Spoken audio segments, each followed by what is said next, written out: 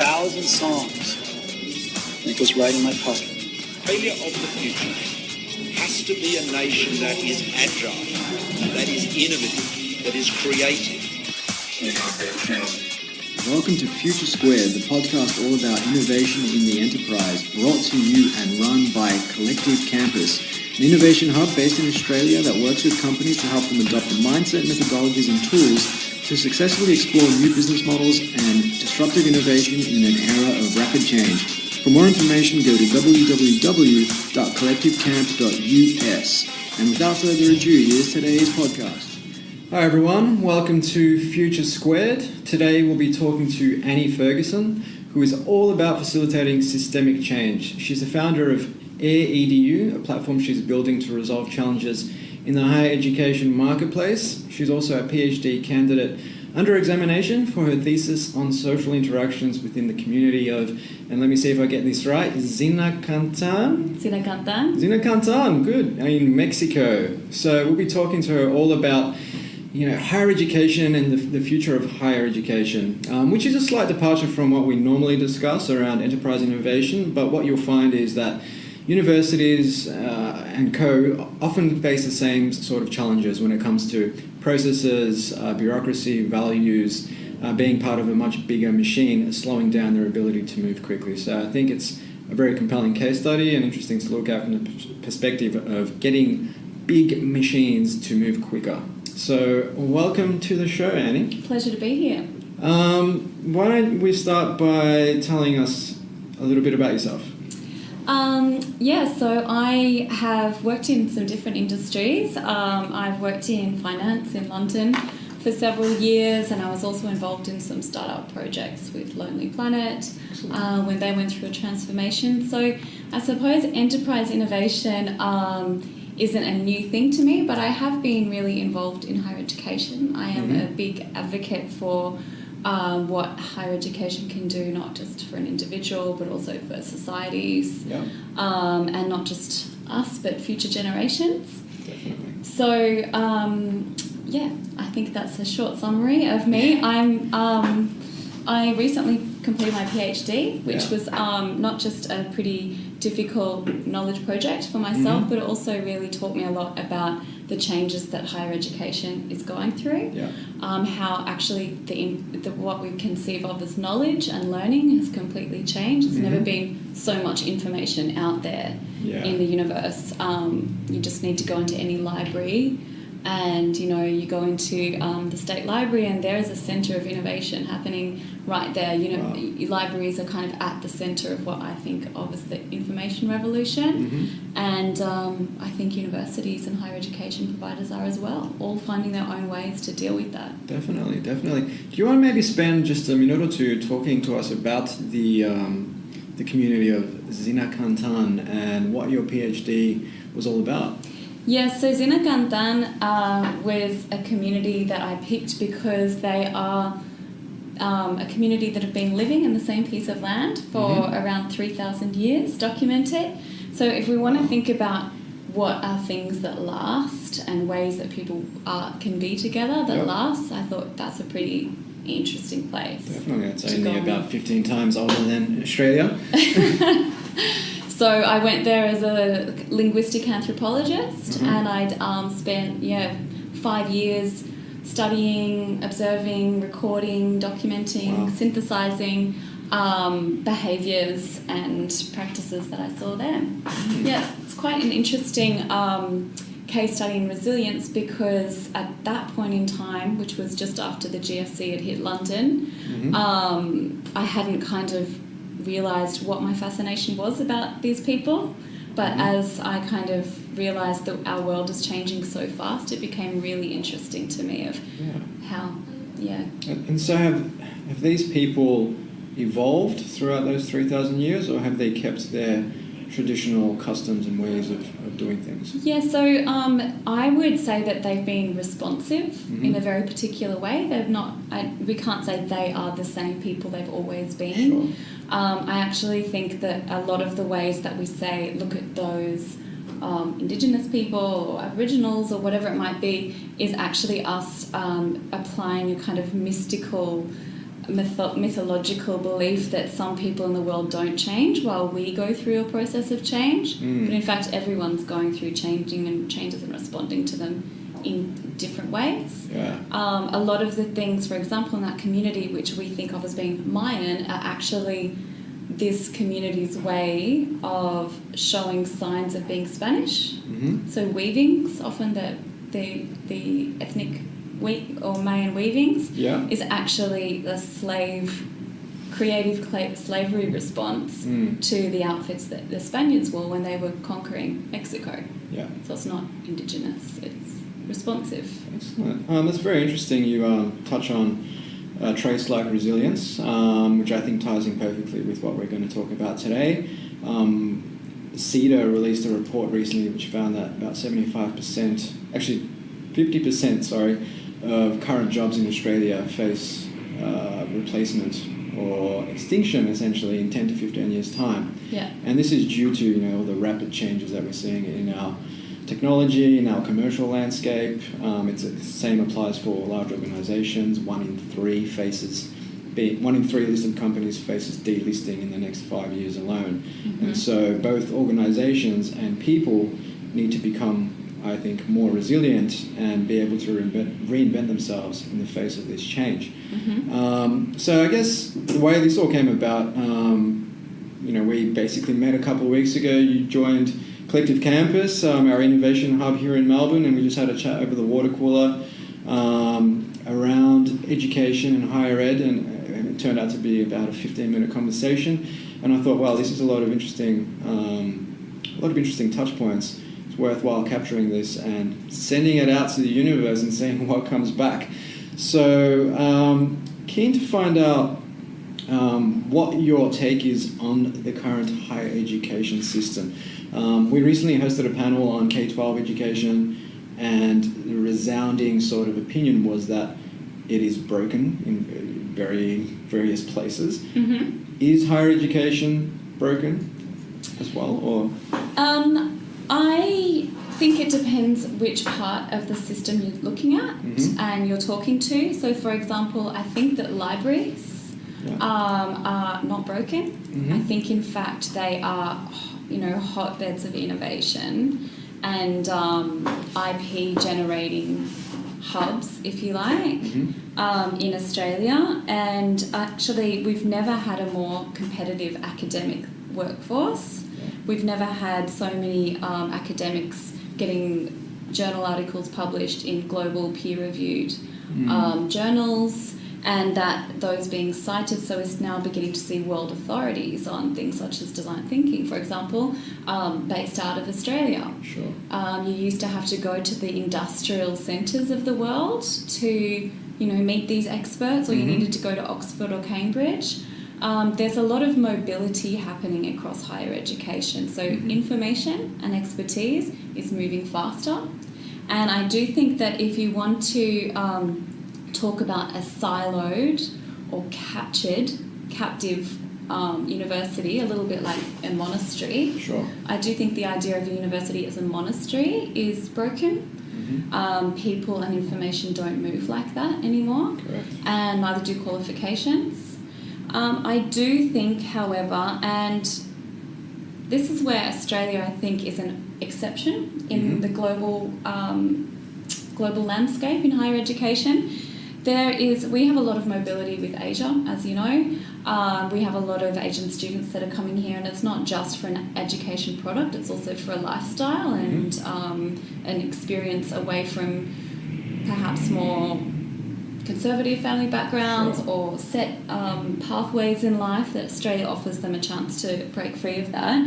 So Australia is a very attractive place for academics. Academics from all over the world are wanting to come and work in Australia. We're attracting talent that is leaving the broken systems in the United States and leaving the broken systems in Europe. And since the GFC, there are a lot of things that are very clunky in those bigger places, which Australia's nimbleness and sort of slightly unformed intellectual capital is actually giving us a sort of fast mover advantage, I think, in that sense. Interesting. Do you have any indication as to when we have these scholars moving to Australia, how much of that is for our economic landscape or our lifestyle as opposed to our higher education system?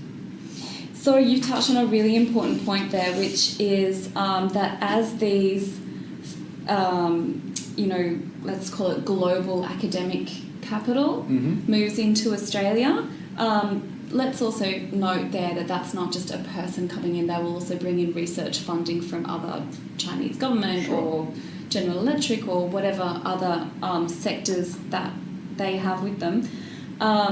When they come into Australia, I do think there is a separation between people who come to Australia quickly and being able to establish deep links with industry, with other public and private sectors, and that is currently being responded to in different ways by different universities.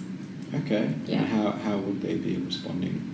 So there are a lot of industry engagement officers and commercialisation lawyers and innovation consultants working within universities. You probably know a few of them yourself. Yes.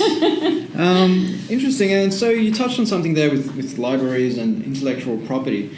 And there's been a lot of talk in the media since Malcolm Turnbull took over as the Prime Minister that there needs to be more sort of collaboration between universities, government, industry, startups, research houses, etc., etc. Because there seems to be this disconnect where universities are great at inventing stuff, but the majority of it is not tied to some sort of commercial outcome. Oftentimes stuff is built and there is IP, but it's not really solving a problem or adding that much value, and therefore they struggle to generate commercial outcomes, and a lot of money is more or less wasted. I'm sure there are other less tangible or less monetary benefits that come out of that, learnings. We're big on Lean Startup here, so we believe that every failure is an opportunity to learn something great and take that forward into subsequent iterations. But there is this track record of building a lot of stuff that just doesn't get commercialised. What's your opinion on that, if you have one? So startups that don't get commercialised, I would call that research. There's some different opinions in this. So Malcolm Turnbull is right to be, interested about what happens with all of this energy, because about 60% of university funding is still coming from government at the moment. So we're talking about a pretty big sector.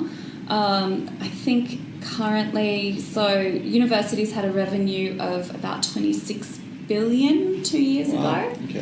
And then, so that's just universities. And then, so we've got non-university higher education providers, people giving English courses, people training for vocational courses. I think you guys have some friends at GA, General Assembly, for example, would fit into this category. That's currently best estimates of that sector generates about 2.5 billion profit a year. So that is a much smaller section. It's 2.5 billion compared to the 27 coming from universities. There is a lot of intellectual labour going on in universities. I'm not sure if just because it doesn't have a dollar value on all of it, there are, so I think our current, so there's around 50,000 academic workers at the moment working in Australian universities, and then there's about 60,000 people working in admin or these commercialisation officers or working in the library. So that's 120,000 people working in this sector in Australia. That's almost, it's more than half the size of General Electric, which for over 120 years now been one of the largest multinational conglomerate in the world. So that's a lot of people. Well, let me scare you even more, because as our world is changing, we historically look to the Oxfords and the Cambridge and the Yales, but a lot of new universities in other parts of the world, just like Australia is, I would call a core periphery nation. If you look at, for example, the Universidad Nacional Autónoma de México, which is UNAM. I'll try and say that quickly. Actually, no, I won't. The National University of Mexico, within that one university, it employs the same labour force of around 110,000 people and 50,000 academics that we do in all of Australia. in one university. It's its own autonomous city within the mega city of Mexico City.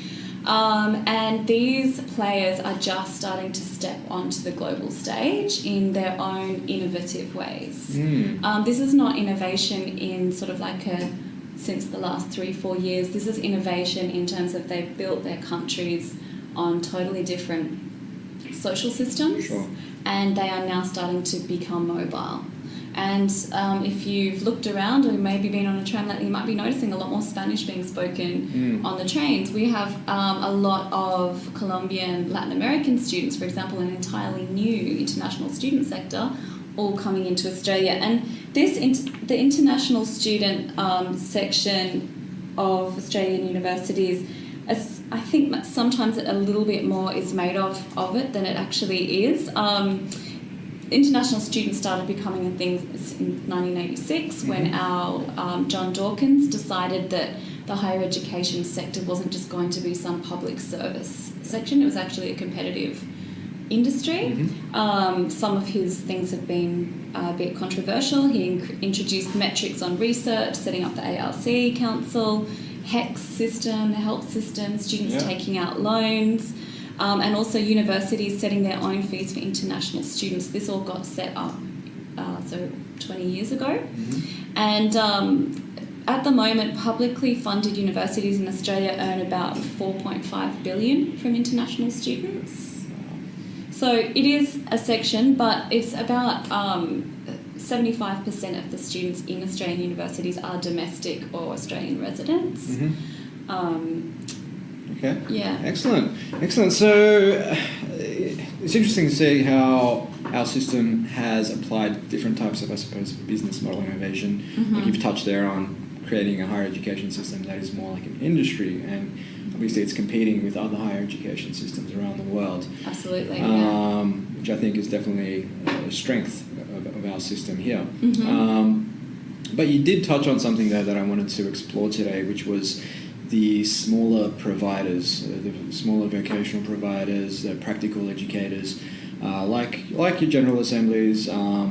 We do it here too at Collective Campus, and there's no shortage of, I suppose, not so much upstarts, but organisations providing people with an ability to just learn what they need in a short amount of time without the overheads that come with a lengthy university degree. So we would call those a vocational qualification. Sure. They translate immediately or hopefully almost immediately into a vocation. Some providers give really direct assistance with that. So why do you think there's been such a proliferation in these vocational qualification providers, as you call them, in the past 5 years or so? So I think in the last 5 years we've seen people actually establishing curriculums which are lined up with fast-moving industry sectors which are able to respond to changes in the labour market which we used to fill by TAFEs. We've had that funding by governments has changed in the last 5 years, 10 years. Progressively, that TAFE and tech colleges have either transformed into really competitive universities like RMIT or QUT, or they have started to have to compete with smaller specific English language courses or vocational certificates. I suppose the chartered CPA, for example, would need to be delivering these things. I do think that the proliferation of people that can provide vocation-ready qualifications has also got to do with the changing labour forces. For example, 3 years ago, I'm sure did you see more hires for service designers, for example? And I think we've started seeing service designers dropping out of the vocab a little bit more, and we now see a lot of UX consultants being hired. These are very fast-moving sectors. So while I understand that the reasons why people can come in and compete really quickly in provide these sector-specific courses, I'd be interested to see the sustainability of them matching short-term courses up to fast-moving labour sectors. Interesting. Yeah, I just wanted to dig a bit deeper on that. One of my colleagues here at Collective Campus, he completed a master's in marketing at one of the large universities, and shortly thereafter he scored a gig with a digital marketing agency, and he found very, very quickly that what he had learnt in that degree was more or less just, I wouldn't say useless, but he Largely just could not, largely redundant, yes, thank you. I was looking for the right words. Largely redundant, and he has since, taken on, these massive online open courses such as Coursera, Udacity. He's also taken part in some of these short sort of 12-week courses that the likes of GA and others provide, and he's found that they definitely brought him up to speed to a level where he can actually add value and hit the ground running in these organisations. Yeah. So maybe, do you think there's something there? Well, actually, let's take a step back. Do you think universities have difficulty keeping up with some of the rapid change in our landscape? And if so, why? So you're talking here about information being applied to a vocation. And I do think that universities have difficulties in responding to that as quickly as a smaller, more nimble operation can. There are things, however, that I think a university degree does bring. For example, prestige. Also, for example, if you want to go into immigration, for example, when I lived in London, I would not have been able to, even though I worked in a completely different industry than what I was qualified for, in order to get through immigration hoops, I needed to have a postgraduate degree under a certain age. So that wasn't really about my education providing vocational, it was about providing mobility options for me. And those mobility options speak in foreign language countries and different industries. I also think that universities provide a chance for people to create contact social networks, which perhaps aren't available in shorter delivery courses. At the same time, though, I think there's a really, fantastic thing that we're seeing coming into these new HEPs, which are non-university higher education providers that you're talking about. And they are able to pull in expertise which is working in industry, and which makes itself available for teaching as and when that teaching happens. Now, different universities are responding to that need. At the moment, the casual labour force, so the secondary labour market in higher education in Australia it's a mysterious population. I'm actually trying to produce an app. My app is to kind of get these people visible and mobile, much like Airbnb does, but for the secondary labour market. It's definitely at least, so I think it's around 60,000 people that I think are working like yourself that might go and give 2 lectures a week on entrepreneurship at a university that's asked you to come and do that. There is stuff like that happening, and increasingly you're seeing different academic staff making use of more adaptable and nimble ways of bringing industry relevant content directly to their students. It's actually interesting you should say that. I gave a talk on Lean Startup as part of Pause Fest last week and had a lecturer from the Master of Business Administration asked me if I wanted to come in and just give a 15-minute talk to the students. So, these guys are out there and they're looking to, like you said, bring some of that industry expertise in-house. Absolutely. Excellent. And we also touched on some of these sort of extrinsic, motivators as to why someone would take a degree. We talked about, a bit of prestige. We talked about mobility, the social networks. And let's not forget access to those libraries. Let's not forget access to those libraries. So alumni now, once you've gone to a university, you're going to be able to plug in digitally to your university and access all the journals and all the expertise that's coming. That's a big one. Yeah, look, definitely.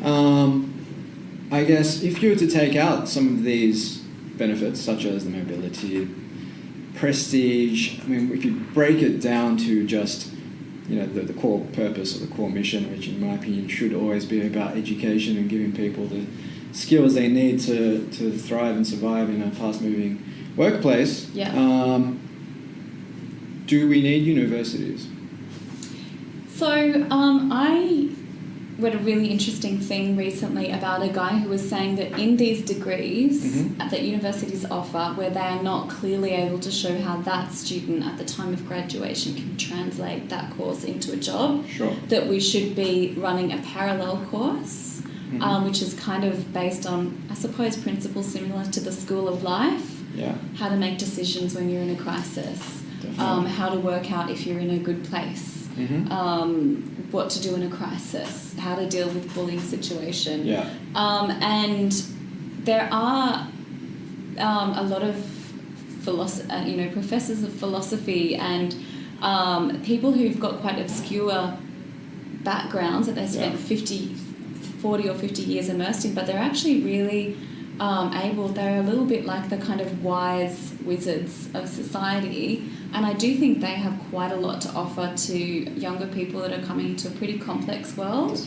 And I think that there is a possibility that those type of, in our fast-moving world, for someone to have sat on a body of knowledge for a long time and go deeper and deeper and deeper, it does become obscure, and it does often become hard to tally with real-world outcomes. And I'm not saying that all of those people should be safeguarded and protected. What I am saying, though, is that I think there is a place for people that have spent a long time working on a problem, as opposed to a lot of us who've been running from fire to fire throughout our life, and they do have a type of insight and deep working knowledge that you simply can't get by reading 3 or 4 blog posts. Yeah, definitely. It's interesting you mentioned philosophy. I've only recently gotten into the likes of some of the Stoic philosophers, such as Seneca and Julius Aurelius. And I love them. I love Seneca. Yeah, like Meditations, for example, and Letters from a Stoic. And they, for me, are definitely like game changers. A lot of those concepts, even though they're about 2,200 odd years old, just apply today in everyday life, and I think provide that sense of clarity that one needs to thrive in, for example, a large organisation, to develop better relationships, to make better decisions in everyday life. Absolutely. So, definitely. That totally touches on, basically, I'll annoy you now with some academic talk about transdisciplinarity. And so you can have applied knowledge. So, for example, I'm going to do some bad examples here, like environmental science. So I study environmental science, and that I've found some scientific ways to look at things that happen in the environment. But then above that may go into urban plan. Like, so you may become an urban planner after studying environmental design. Environmental science, you may become an urban planner, which is different from an urban designer. So designers and planners and lawyers, environmental lawyers, are different, what we call domains of knowledge. So it's no longer an applied knowledge, it's a domain of knowledge.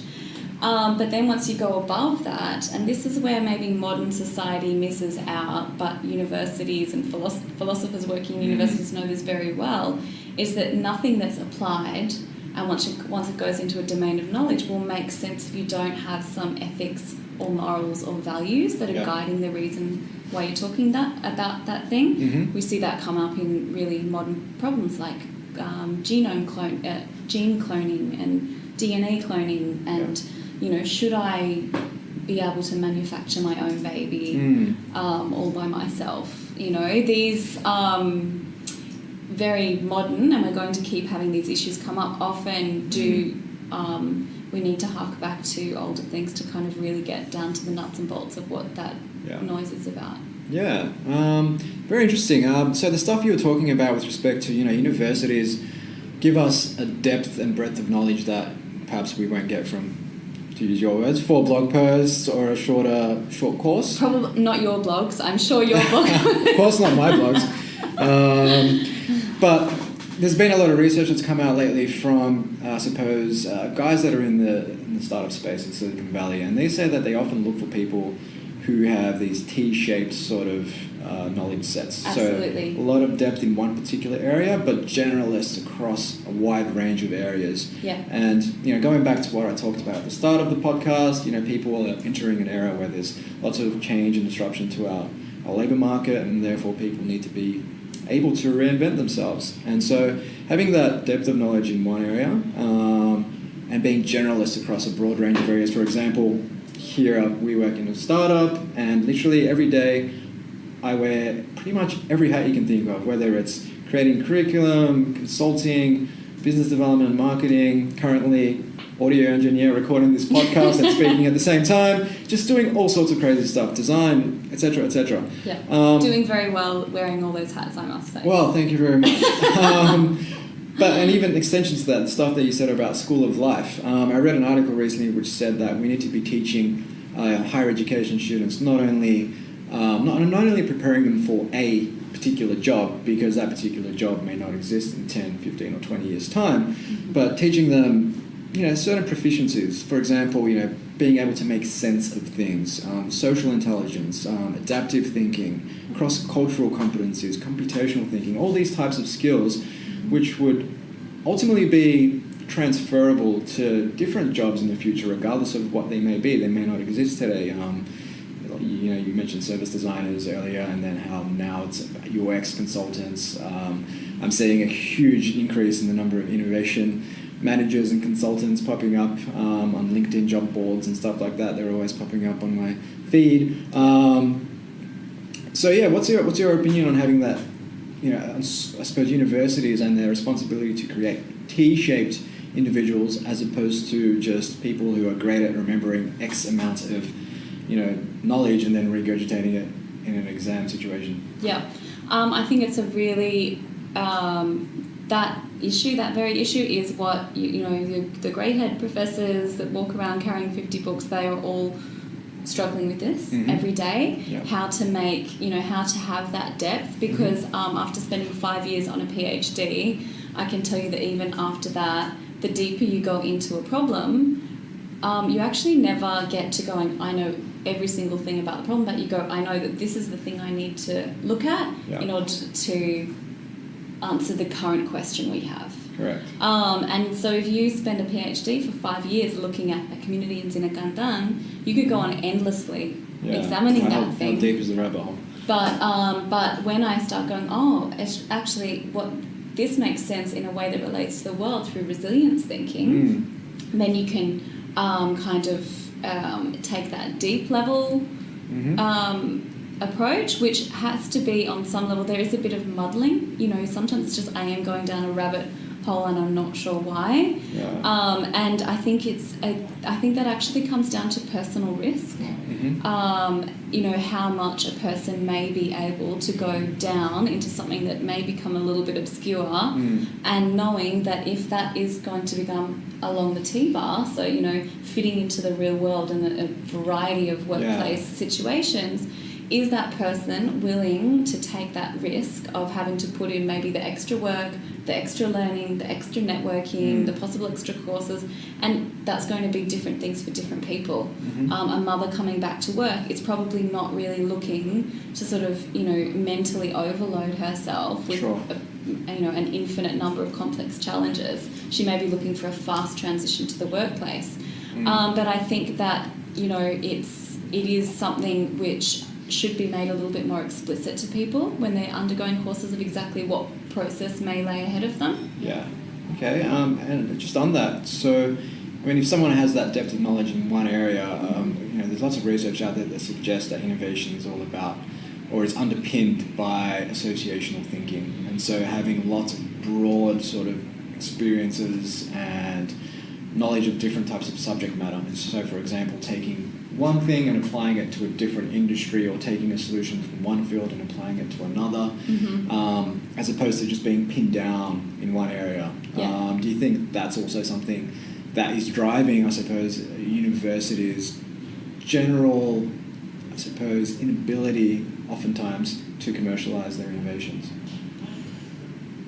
So the siloed effect, or discipline-specific thinking, I do think that can lead to limited applications and, you know, a limited range of impacts that come of that.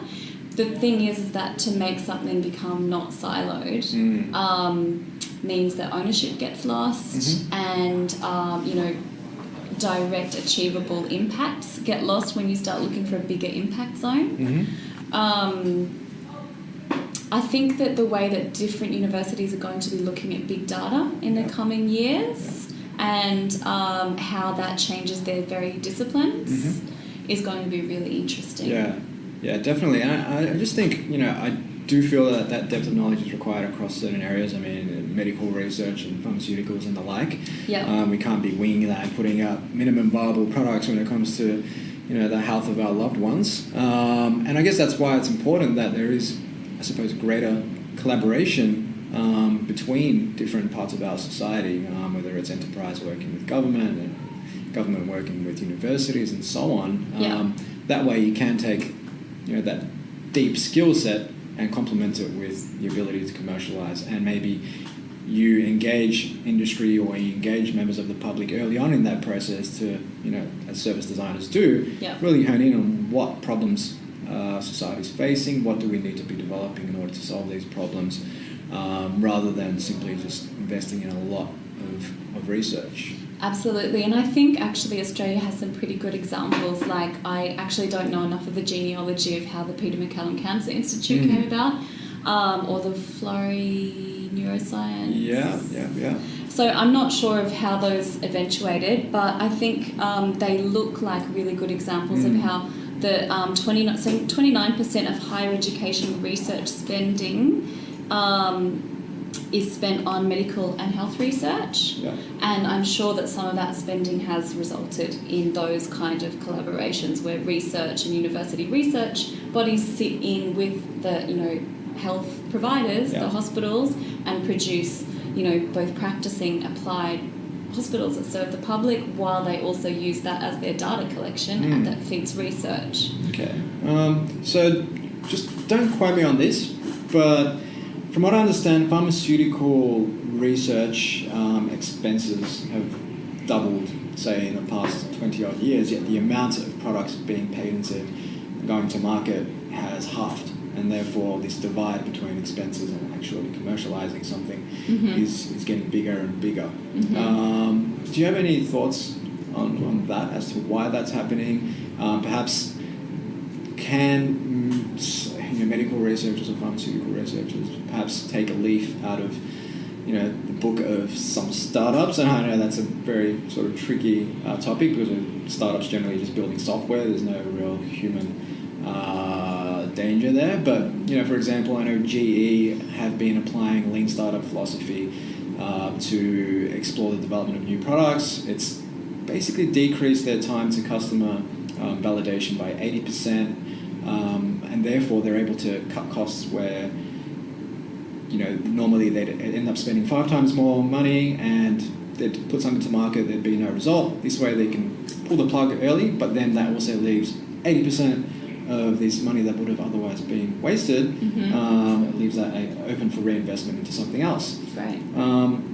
Do you think that there is much appetite for change within, you know, the medical research houses, or do you think that they've pretty much got this opinion of, no, this is the way we've always done it around here, we know the best, we're fully invested in this is how we occupy all of our time, you guys don't know anything? I'd love to say I know more about the medical research area. I don't really. A lot of my work in university has been through social science, humanities areas, and I see that it works quite differently. Yeah, I think that but I think that fast tracking approach, where, I mean, there's a difference between once you have something actual material. So once you've got a product, which is, we can talk about a pharmaceutical, like a pill, that is still a product. The product life cycle is somewhat different from, for example, you know, bringing a more human-centered approach to your organisation. There's no product which passes hands from creator to end user.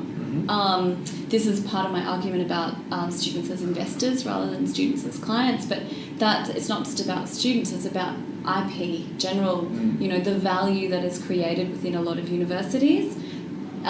Trying to turn that into a product which passes hands from one person to the other. Sure. I think that there is a lot of situations where it's really tricky to look at it like that, and it's better to look at it as an investment, which, I invest my money in your what are you opening up? Fund? Let's say you're going to open up an investment fund. We can't say too much about that right now, but yeah. I'll invest money in your information fund. That's what happens to my money.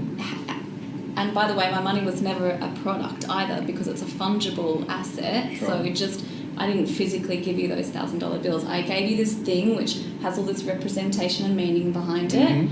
And then I left all that representation and meaning alongside some numbers near your name. And then you put all sorts of kind of thoughts and actions around that. And then that had all these other myriad of effects, which in 15 years' time comes back to give me some profits. Sure. There is a transaction that happens there, but it's very hard to say where the product is in that, because it's kind of like a ripple effect of information. Okay, that's a very interesting take. So students as investors as opposed to students as customers. Yes. Yeah, fantastic. So I want to close out with a couple of questions. So I touched briefly on Coursera, Udacity, massive open online courses. There's a heap out there these days. Udemy and Khan Academy and NovoEd, and the list goes on and on and on. And oftentimes they have courses on there that have been more or less accredited by the likes of Stanford, Harvard. I think Melbourne Uni has some content up there now. What's your opinion on these courses? I know oftentimes people like to quote that, only 10% of people that start a MOOC end up finishing it. But that's understandable, because a lot of these MOOCs are free. I've previously signed up to maybe 5 or 6 in one sitting because I didn't want to miss out on the notifications that came my way. But then I'd eventually maybe do 1 or 2 of those because they all took place at the same time. There's only so many hours in a day.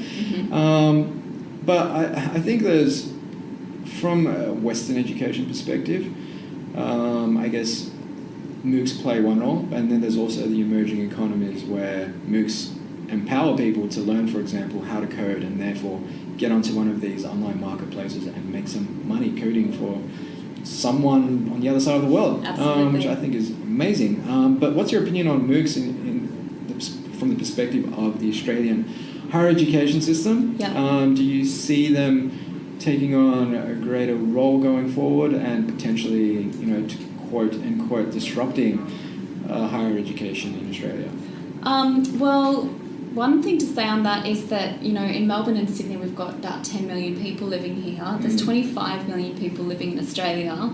So there's 15 million people that don't have access to the universities that we kind of think of as just at our doorstep.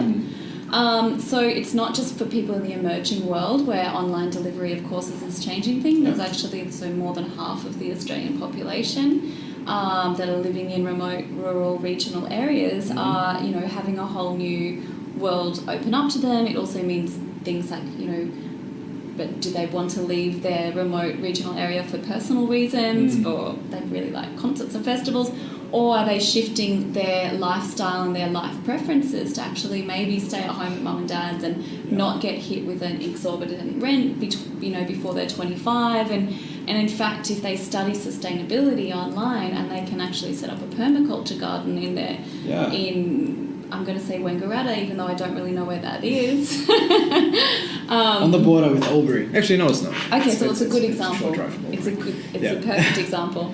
And so I think that we need to think of MOOCs as meaning things, especially for people that are not in direct access to urban centres.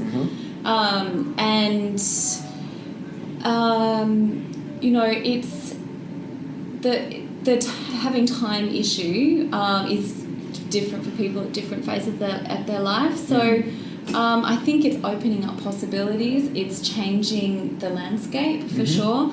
And there's always in Australia the possibility of a bigger player stepping in. We look at it in other horizontal industries, like look at the Ubers in Melbourne, in Australia, which is a perfect example really of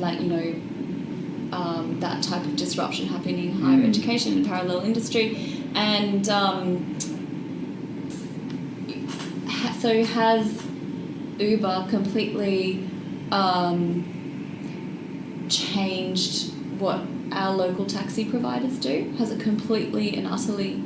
Well, I think if you give them enough time, they might, because I know that the value of a taxi license has decreased significantly. The revenue generated by that, usually taxi owners would pay for a license. Previously, I think they cost $300,000. They'd get some rent on that on a monthly basis, and now those licenses, I believe, are worth a fraction of that, and the monthly revenue is much lower. So that's being disrupted. A lot of investors I know are taking this up with the Victorian, with government, trying to get some compensation. Yeah. And I do see that, like any new technology, you have your early adopters who are the ones catching Ubers these days. And I think with time, Ubers may become the default setting for a lot of people.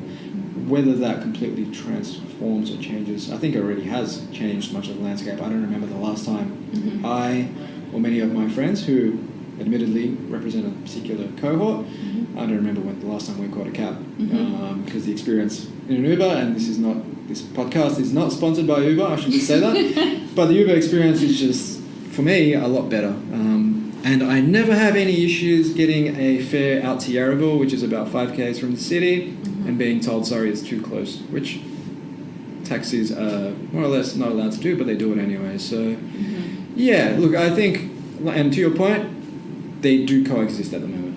Yes. And I think just like different cohorts use cabs and certain cohorts are more inclined to use an Uber, I guess the same applies with MOOCs and I think you know that the idea that MOOCs might completely ruin higher education, I think it is applicable to the types of courses that aren't aware of the pain points that their students are experiencing.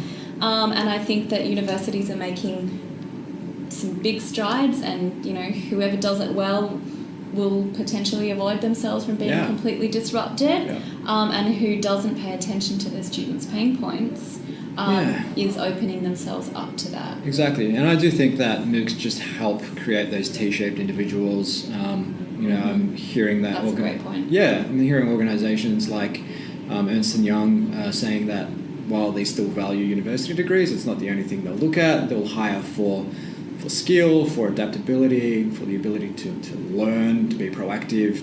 And if you can say, hey, I've got this bachelor degree or this master's degree, but here's 5 MOOCs that I've done across this broad array of areas, which ultimately is going to create those T-shaped individuals. And I think these days organisations need people who think laterally more so than just people who do a certain job day in, day out.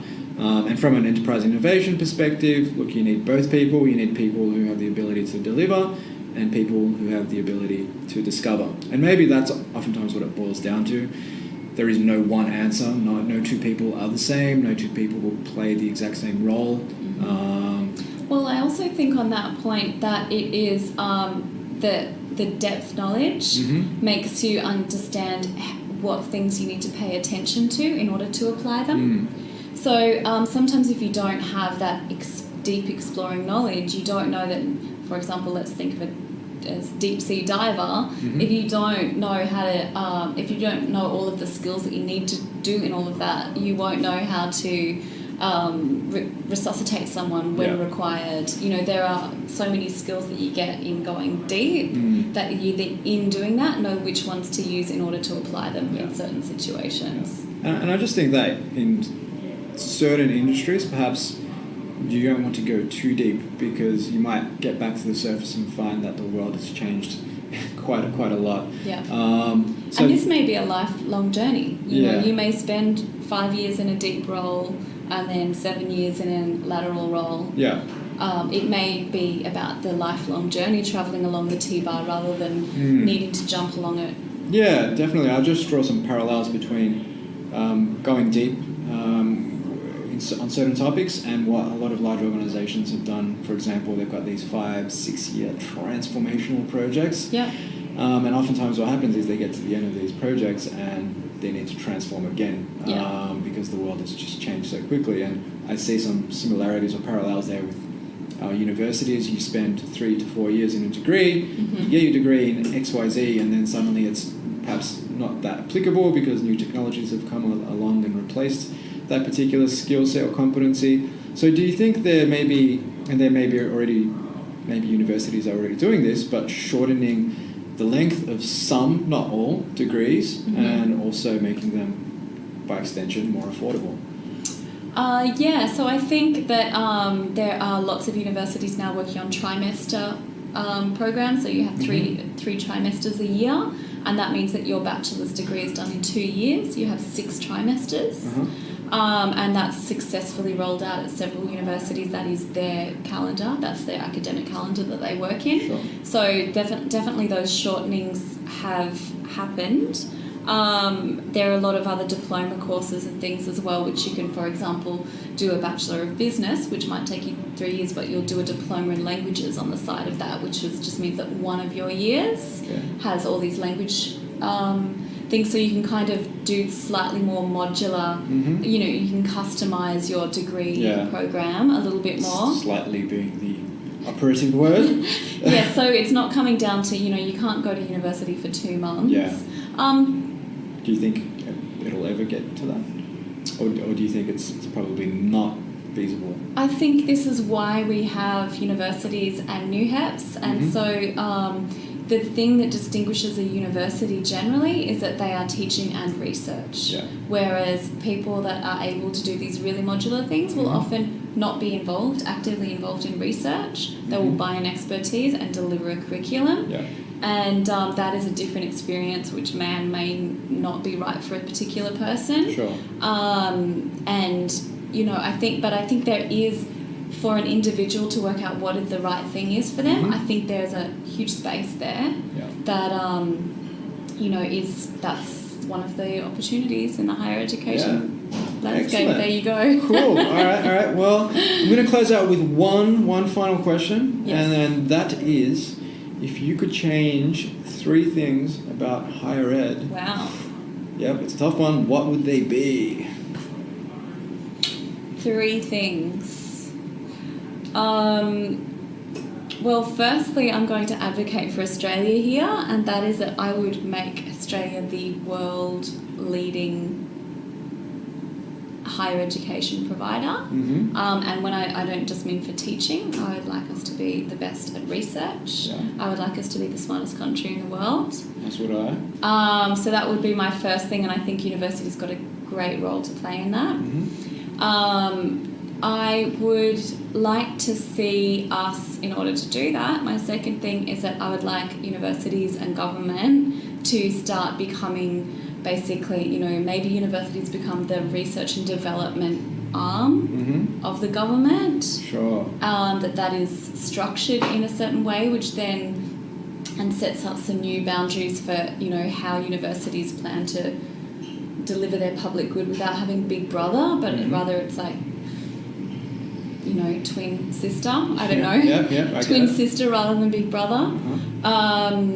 And I think I would also like to see some kind of reform around the tenure track in Australia, so that this clunkiness and this, either you're a deep thinking philosopher or you're an applied UX consultant that knows how to do things. I'd love to see that bridge built by us rethinking how tenure works. Yeah, fantastic. Well, that was a very, very good answer, given I sprung it on you with absolutely no prior warning. Well, thank you so much for joining us today, Annie. That was very interesting. I'm sure our audience would have found a lot of interesting insights, but also a lot of stuff that applies in the higher education space that is very relevant to the enterprise. So thanks again for joining us today, and thanks to our audience for listening. We'll catch you on our next Future Squared podcast. Ciao. Ciao. Awesome. Cool. Thank you very much.